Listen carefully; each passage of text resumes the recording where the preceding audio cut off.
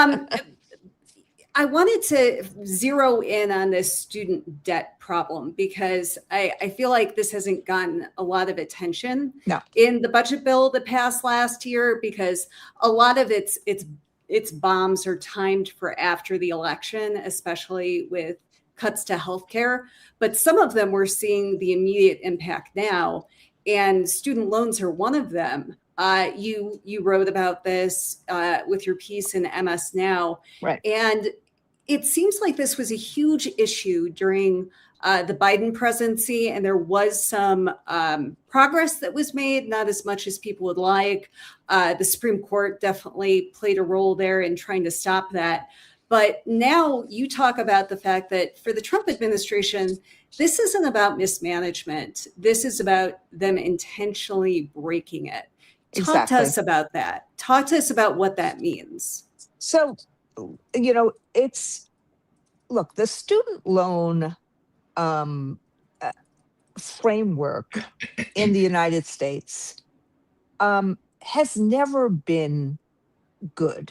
Let me just say this. I mean, and remember, Obama took all of it from Sally Mae and made it part of the federal, infrastructure through the Department of Education. So I don't, I don't want to get tied into you. We can always make things better. Bureaucracy can always be made better. And the Obama administration, frankly, the Biden administration didn't do a great job with any of this anyway, but they were trying as opposed to trying to break it, even worse. So what has happened is that 44 million people to go to college now take out or took out student loans that through the federal student loan process. So what Biden was trying to do was two things. One, all the people who had gotten what was called public service loan forgiveness. That's a lot of our members, firefighters, police officers, people in the military. They were promised, and this was a bipartisan promise, that in exchange for working in the public service for 10 years, all your loans, the rest of your loans will be forgiven. And that started in 2007. The first year that loans were supposed to be forgiven was 2017. Betsy DeVos was the head of the Department of Education. Literally, 98% of the student loans that were supposed to be forgiven got denied, and 2% got forgiven. So something's wrong with the process there. That's now been totally reversed. And that's the work that Biden did with us. We sued a few times. We got a bunch of different things. So there's a lot of people firefighters, police officers, nurses, teachers, who have gotten that bipartisan promise. But the second big thing that Biden tried to do was this. During COVID, Trump, it's not Biden, it was Trump. Trump said, okay, nobody has to pay a student loan right now because of COVID. So student loans were put on hold, and they were put on hold for a long time. Biden inherits this.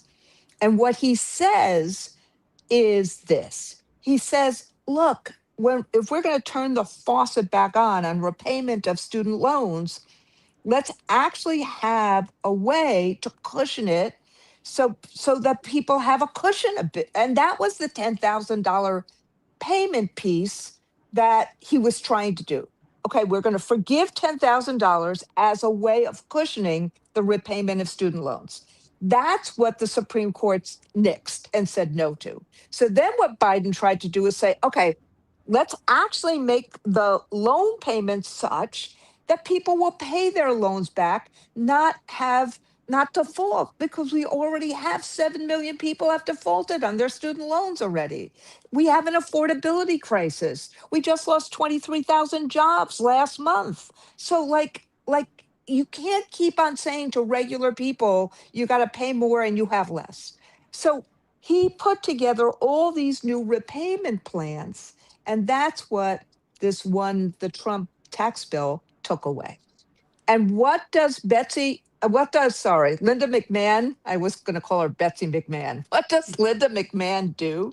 The first thing she does in terms of the student debt crisis, she tells people, She's sending them to collection agencies if they don't pay their bills.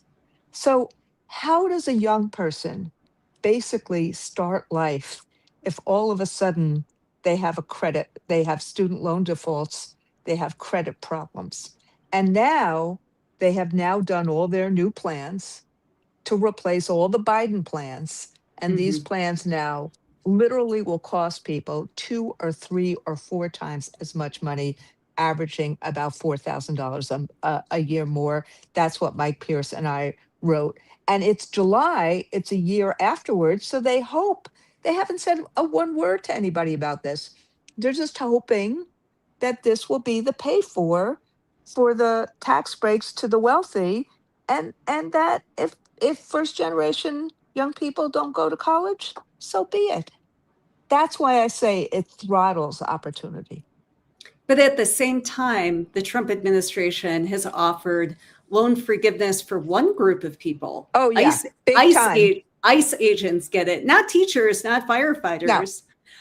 So, what does that say about the Trump administration's priorities? well, it tells you, I mean, it speaks volumes about their priorities. And it tells you that they know that this is not simply ignorance that they're doing all this. They know exactly what they're doing. All you have to do is read Project 2025. They know exactly what they are doing.